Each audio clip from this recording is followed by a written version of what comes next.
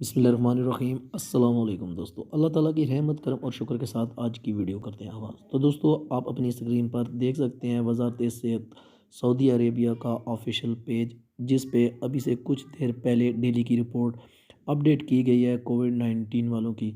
तो आप इसमें देख सकते हैं कि आज के दिन जो केसेस रिकॉर्ड हुए हैं, न्यू केसेस 819 तक पहुंच चुके हैं और टोटल केस जो हैं वो 5,56,236 हैं। रिकवर जो हुए हैं वो 239 हैं और टोटल रिकवरीज जो हो चुकी हैं वो 5,41,853 हैं। आज के दिन जो अमवात हुई हैं वो 2 हैं और टोटल जो अमवात सऊदी अरेबिया में हो चुकी हैं वो 8,877 हैं। और आज की डेट में जो क्रिटिकल केसेस हैं वो टोटल 54 रिकॉर्ड किए गए हैं। तो उम्मीद करते हैं आज की इन्फॉर्मेटिव वीडियो आपको अच्छी लगी होगी। मज़ीद इस तरह की इन्फॉर्मेटिव वीडियो हासिल करने के लिए हमारे चैनल को सब्सक्राइब ज़रूर करें।